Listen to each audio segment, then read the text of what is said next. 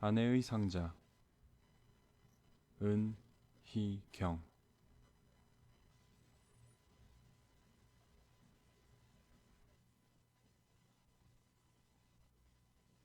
마지막으로 아내의 방에 들어가 본다. 푸른빛이 감도는 벽지. 벽을 향해 놓여진 독일식 책상과 창가의 안락의자. 그 사이로 알 수 없는 희미한 향기가 떠다닌다. 그리고 상자들. 아내는 상자를 많이 갖고 있다. 어떤 상자에는 그녀가 한 계절 내내 손가락을 찔려가며 십자수를 놓은 탁자보가 들어있고, 어떤 상자에는 편지 뭉치가 들어있다. 편지는 모두 종이색이 누렇게 바래고 잉크가 번진 오래된 것들이다. 최근에 그녀에게 편지가 오는 것은 한 번도 본 일이 없다. 아내가 임신했다는 소식을 듣자마자 호들갑스러운 친구가 사주었다는 하얀 베네 쪼고리가 든 상자도 있다.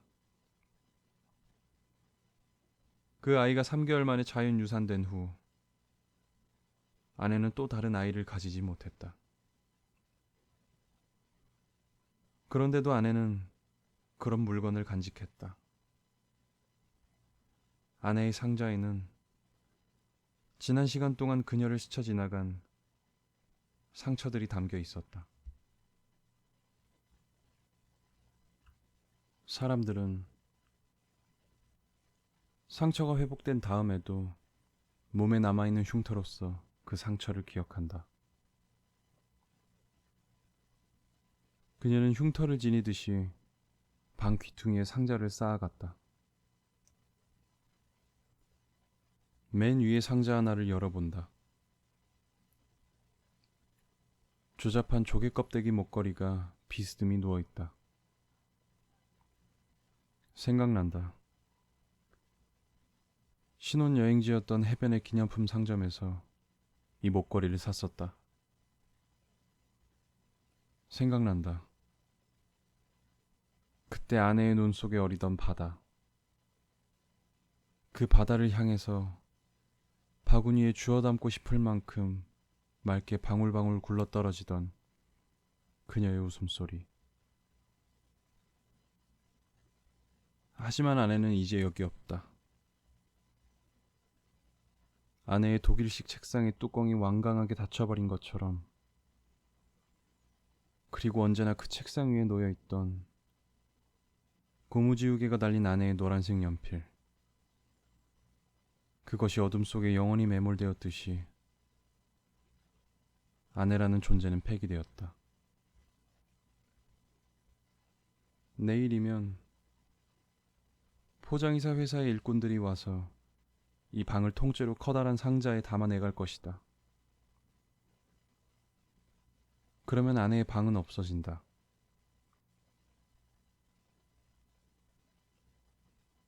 아직 전세 기간이 몇 달이나 남았는데 왜 이사를 가세요? 요즘같이 전세값이 치솟는 때 복비까지 물어가면서 이사를 가시려는 거 보니 뭐 좋은 일이라도 있나 보죠? 주인이 물었을 때 내 머릿속에는 아무 대답도 떠오르지 않았다. 지금에서야 이유를 깨닫게 된다. 나는 아내가 이 방으로 돌아오기를 기다리는 일이 얼마나 고통스러울지 알았으므로 떠나려는 것이었다. 아내의 방이 없어진다면 그녀를 기다리지 않을 수 있기라도 한단 말인가? 그것은 아니다. 하지만 아무것도 하지 않는 채로 그녀를 기다릴 수는 없다. 무엇인가를 해야 한다면 가장 먼저 할 일은 그녀를 저주하는 일일 것이다. 최소한 용서만이라도 하지 않도록 분노를 숫돌에 갈아버려야 한다. 아내를 위해 쓰여지리라고는 결코 생각지 못했던 녹슨 칼. 거기에서 음험한 검은 물이 천천히 배어나와 회색 숫돌을 적시고 이윽고 땅으로 스며들어 흙을 물들이는 것을. 깨끗한 물을 끼얹은 숫돌 위에서 은색 칼날이 서서히 섬광을 드러내는 것을 똑바로 지켜보아야 한다. 어떻게 그녀를 용서할 수 있단 말인가. 나는 천천히 창 쪽으로 다가간다. 걸음을 옮기자 방안을 떠돌던 이상한 향기가 코 가까이로 따라와 스친다. 오래전 다친 채로 망가져버린 서랍 속의 방충제, 혹은 조화 위에 뿌려진 이국의 향수 냄새 같은. 아내의 냄새는 분명 아니다.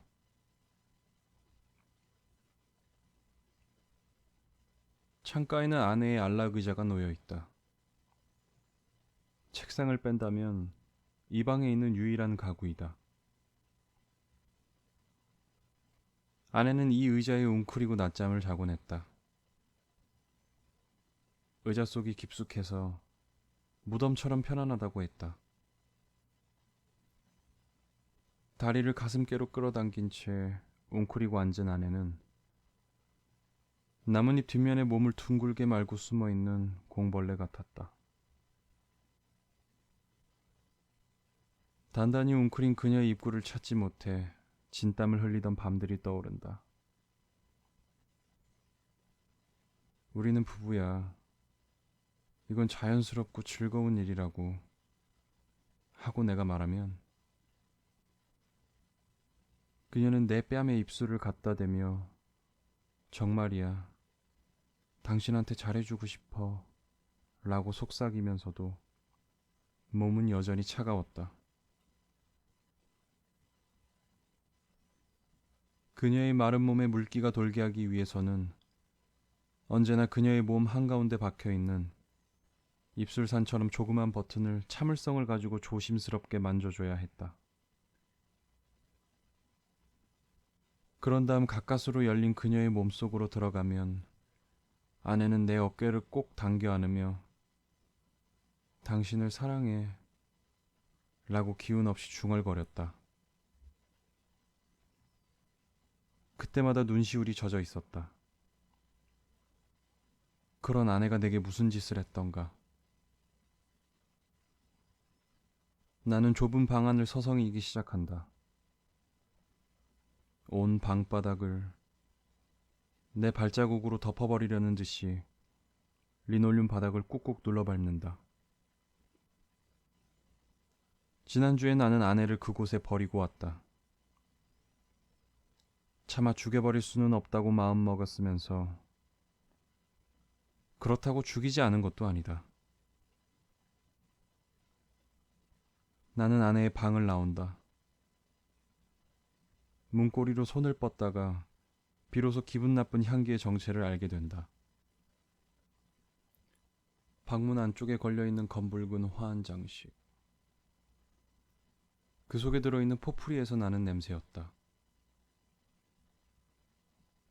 영혼이 휘발돼 버린 뒤까지 살아있을 때의 모습을 붙들고 있는 시간의 검은 그림자, 꽃의 박제. 방부제향이 희미하게 떠다니는 무덤. 나는 아내의 방을 나온다. 아내는 없다.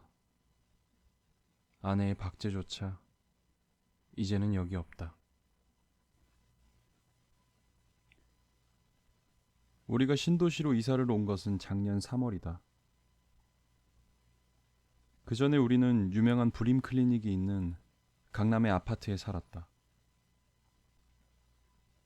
신도시는 전셋값이 훨씬 쌌기 때문에 같은 돈으로 방 3개짜리 아파트를 얻을 수 있었다. 자기의 방이 생겼다는 사실에 아내는 기뻐했다.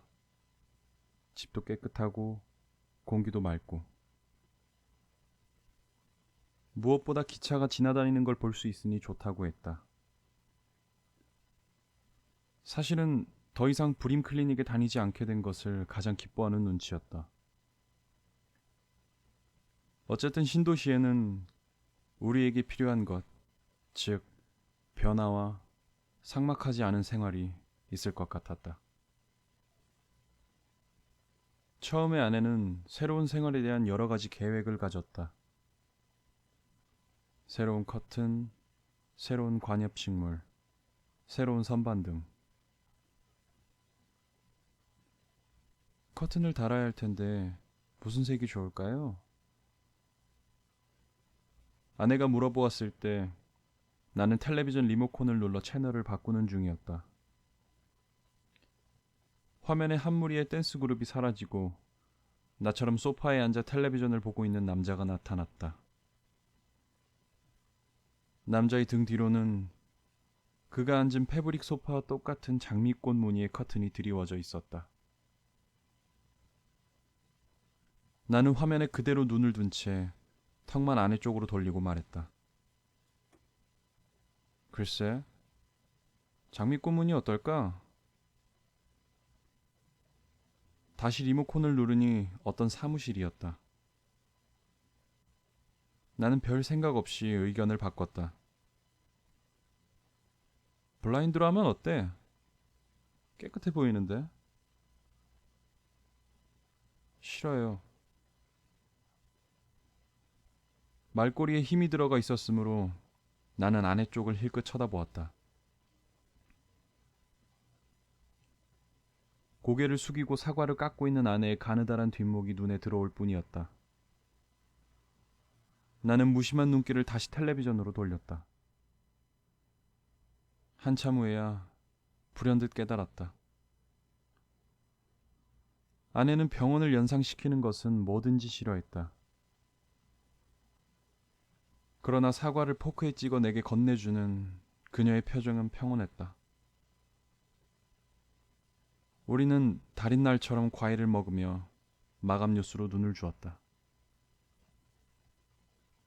앵커의 입가가 금방이라도 너털 웃음이 새어나올 듯이 올라갔다 싶었다. 거의 동시에 오른쪽 상단에 반가운 단비라는 글자가 올라왔다. 앵커는 계속 그 표정을 유지하며 그날 밤 열리는 국제 축구 대회에서 소나기 골을 기대한다고 비를 물고 늘어졌다. 그러나 방송 원고를 읽기 위해 얼굴을 한번 숙였다가 드는 짧은 순간 순발력 있는 앵커답게 심각한 낯빛으로 바뀌어 있었다.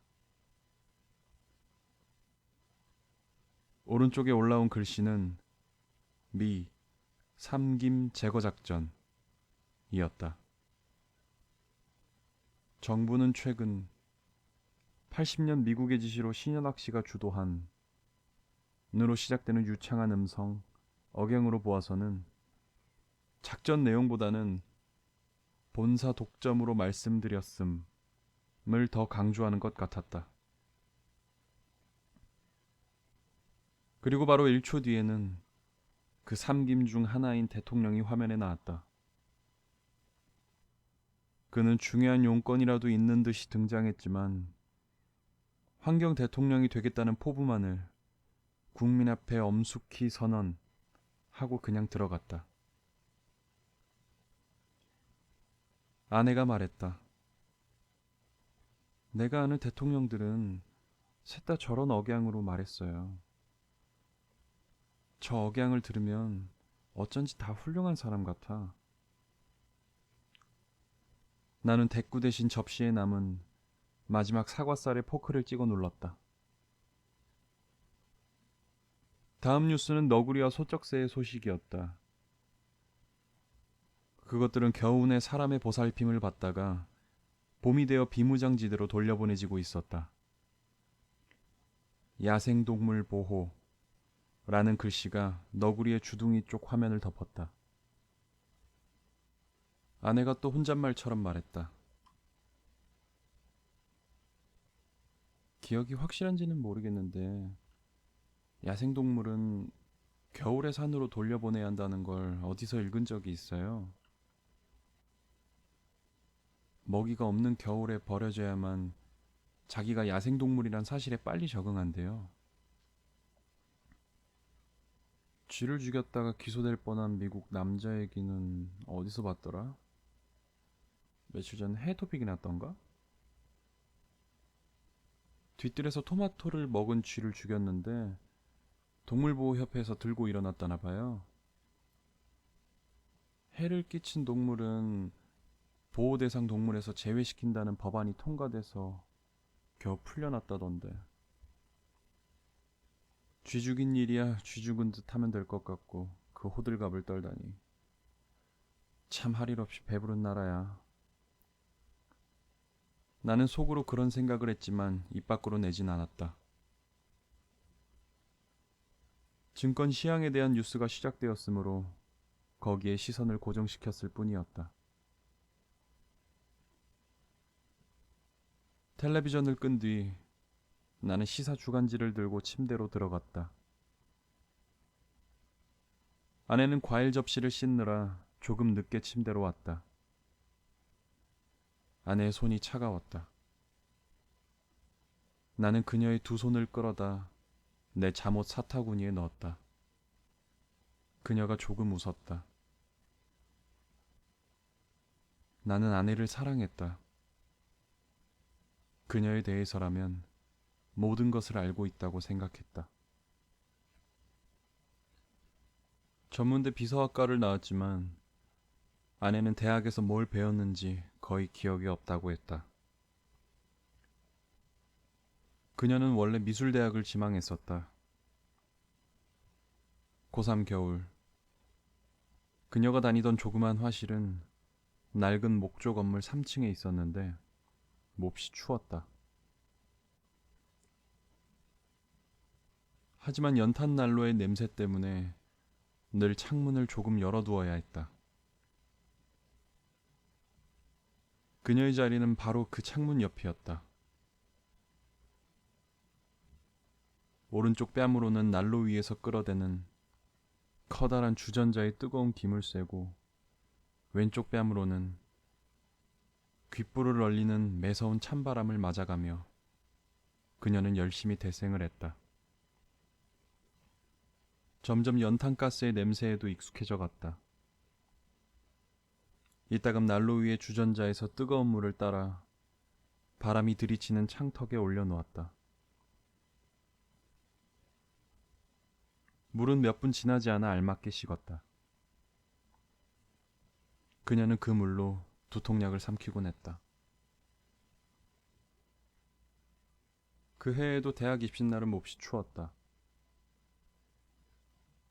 그녀의 어머니는 추위를 잘 타는 그녀를 위해 목이 올라오는 털 스웨터를 떠서 입혔다. 뜨개질 솜씨가 신통치 않았던 어머니는 목 부분의 고무뜨기를 너무 촘촘하게 했다. 그날 처음 그 스웨터를 입으며 그녀는 목을 집어넣느라 얼마나 애를 먹었는지 모른다. 가까스로 스웨터를 입긴 했지만 누군가의 손이 억세게 목을 조이고 있는 것만 같았다. 마치 한 방향만 쳐다보도록 고안된 스웨터처럼 목을 움직일 수조차 없었으며 피가 얼굴로 몰렸다. 그녀는 숨이 막혔어도 어머니는 흐뭇해했다. 수채화를 그릴 때쯤부터 그녀의 두통이 참을 수 없게 심해졌다. 귀에서는 끊임없이 흐르는 물소리가 들려왔다. 시험장 문 밖을 나서면 바로 복도 끝에 수도가가 있었다. 수험생들은 그곳에서 양동이에 물을 받아와 옆에 놓고 붓을 씻어가며 경직된 표정으로 그림을 그리고 있었다. 물소리는 복도에서 나는 것이 틀림없었다. 그녀는 누군가가 수도꼭지를 잠그지 않은 거라고 생각했다. 시험 감독관에게 그녀는 말했다. 제가 가서 잠그고 오면 안 될까요? 감독관은 이상한 아이라는 표정을 구태여 감추지도 않으며 고개를 끄덕였다. 그녀는 문을 열고 복도로 나가서 수도가를 향해 뛰었다. 수도꼭지는 단단히 잠겨져 있었다. 그녀는 돌아와 붓을 집어들었다. 그러나 물소리는 계속해서 들려왔다. 다시 허락을 받고 잠그러 가봤으나 또 누군가가 그녀보다 한 발 앞서 와서 수도꼭지를 잠근 뒤였다. 세 번째부터는 감독관의 허락도 받지 않고 복도로 나갔다. 허둥지둥 돌아와서 붓을 잡았지만 여전히 물소리가 그녀의 뒷꼭지를 잡아당겼다. 목이 꽉 쬐는 스웨터 안에서 그녀는 안절부절 못했다. 감독관은 그녀에게서 눈을 떼지 않고 쳐다보고 있었다. 그녀는 이번에는 문가로 가더니 손잡이를 잡고 온 힘을 다해 잡아당겼다. 문은 꼼짝도 하지 않았다. 감독관의 표정에는 이제 약간의 연민이 떠올라 있었다. 왜 그러지, 학생? 문이 열려 있어요. 문이 열렸다고? 감독관은 단단히 단속된 문을 쳐다보며 몇 번 눈을 껌뻑이더니 다음 순간 깊은 이해심이 깃들인 표정을 짓고는 그녀의 어깨를 부드럽게 두드렸다. 자, 긴장을 풀어요. 그녀는 감독관이 끄는 대로 순순히 자기의 이젤 앞으로 돌아가 붓을 쥐는가 싶었다. 그러나 갑자기 그것을 내던졌다. 그녀는 두 손으로 스웨터의 목을 쥐어뜯으며 소리쳤다. 물이 새잖아요. 제발 누가 저 수도꼭지 좀 잠가주세요. 저 문 좀 닫아주세요. 그녀는 그녀가 응시했던 대학의 부속병원에서 깨어났다. 입시 강박증 이라는 상식적이고 트집 잡을 데 없는 진단이 내려졌으며 며칠 동안은 병원에서 절대 안정을 취해야 했다. 그곳에서 그녀는 언제나 잠을 잤다. 신기하게도 약 먹을 시간이 되면 잠이 깼다. 깨어있는 시간에 하는 일이라고는 약을 먹는 일뿐이었다. 그러면 얼마 안 가 또 잠이 왔다. 그녀는 지은이의 이름은 잊었다며 벨자라는 소설에 대해 말한 적이 있다. 파블로프의 개처럼 인간이 벨소리에 의해 규칙적으로 약을 삼키기 위해 침을 분비하며 사육되는 폐쇄된 바구니. 아내는 그 일로 인해 자기 삶이 일그러진 점은 없다고 말했다. 그녀는 시시하다고 할 만큼 평범한 사람이었다. 전문대학을 졸업하고 조그만 오퍼상에서 취직해서 전화 받는 일을 했고 그에 걸맞은 적은 월급을 받아 적금을 붓다가 나를 만나 결혼했다. 나는 모든 면에서 무난한 남편이었지만 음식에 관한 한 약간은 까탈스러웠다. 다양하고 새로운 반찬을 만들지는 못했어도 다행히 아내의 음식 솜씨는 얌전한 편이었다. 된장찌개는 불을 잘 조절했기 때문에 멸치의 비린 맛이나 된장 떫은 맛이 안 났다. 갈치를 구워도 그릴에 달라붙지 않고 바삭바삭하게 속까지 익혔으며 아내가 부친 달걀말이는 약한 불에 익혀서 부드럽고 단단하게 잘 말려 있었다. 아내는 정돈도 잘했다. 손톱깎이나 여분의 건전지, 옷솔과 드릴 따위는 늘 같은 자리에서 찾아 쓸 수 있었고 욕실에는 늘 고슬고슬한 수건이, 냉장고의 냉동실에는 반찬 냄새가 배지 않은 깨끗한 얼음이 있었다. 아내는 외출을 그다지 좋아하지 않았다. 누군가가 집에 오는 것도 썩 반기지 않는 기색이었다.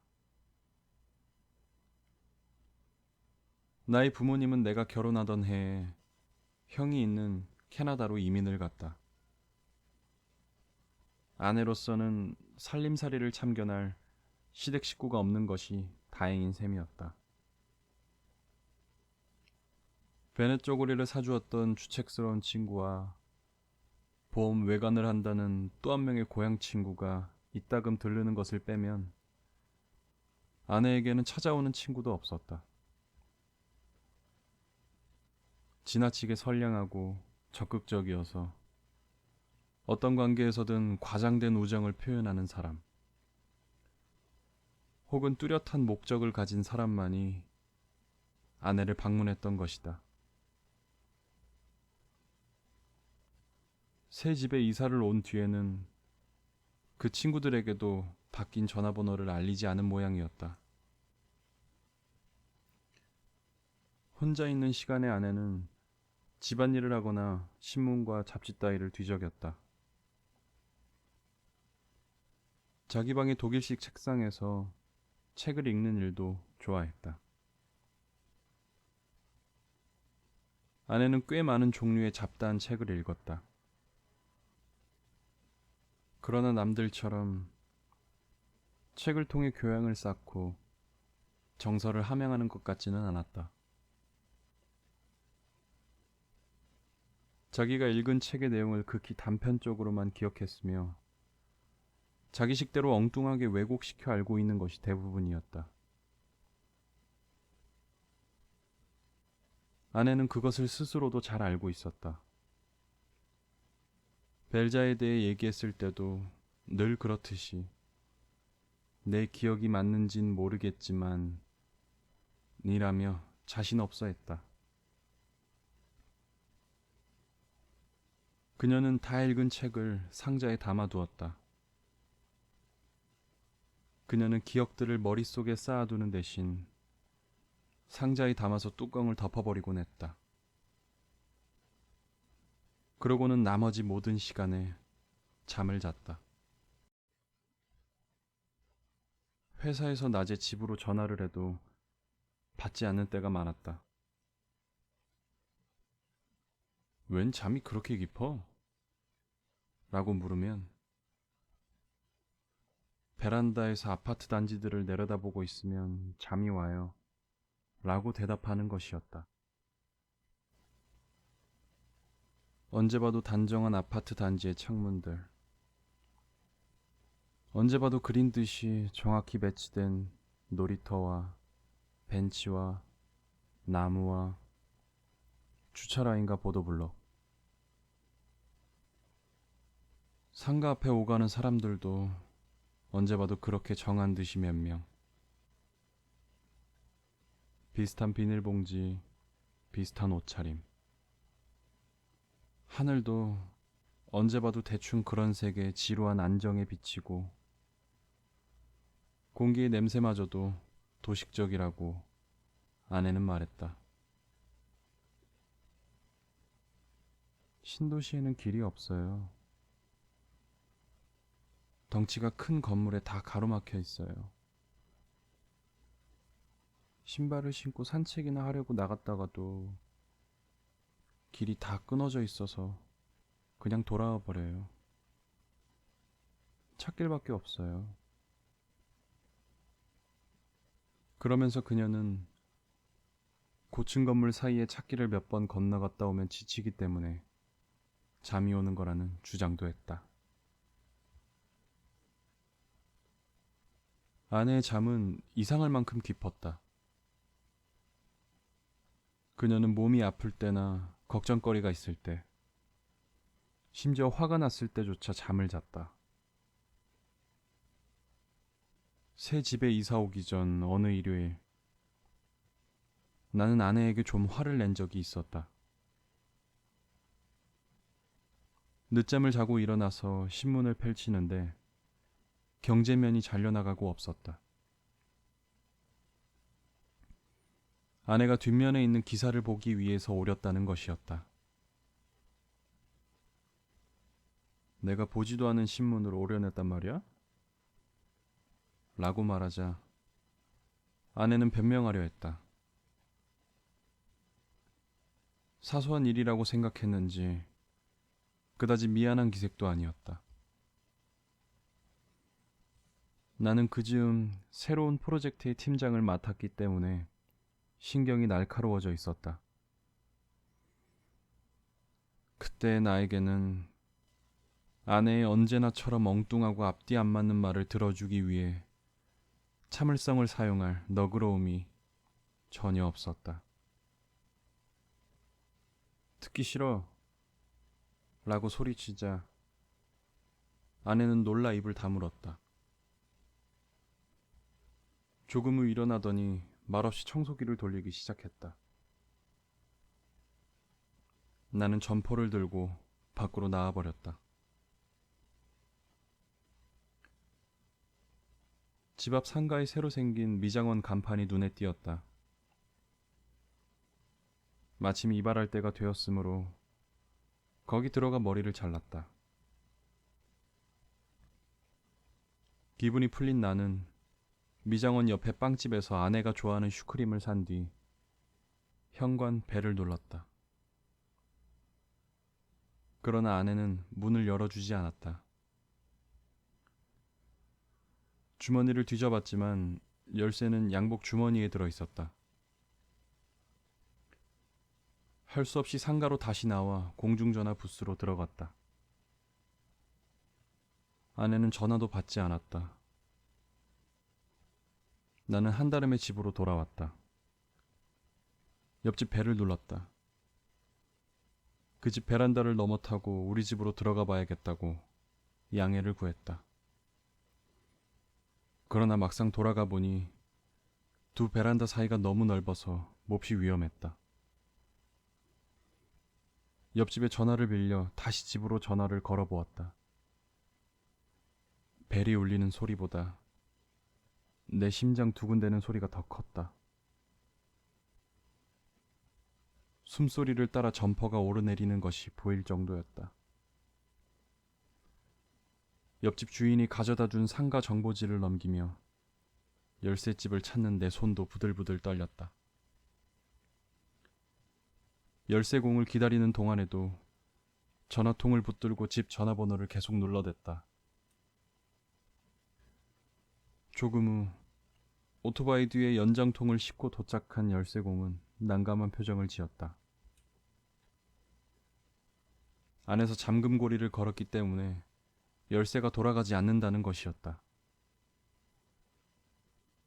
나는 옆집 주인이 점퍼 소매를 붙잡고 있는 것도 뿌리치고 아내를 향한 위험하지만 유일한 비상구인 베란다로 달려나갔다. 그때 열쇠공이 현관문의 경첩을 부숴도 괜찮겠냐고 물어주지 않았다면 나는 아내를 구하려는 격정을 이기지 못해 발을 헛디뎠을 것이고 그대로 8층 베란다에서 아래로 떨어져 죽었을지도 모른다.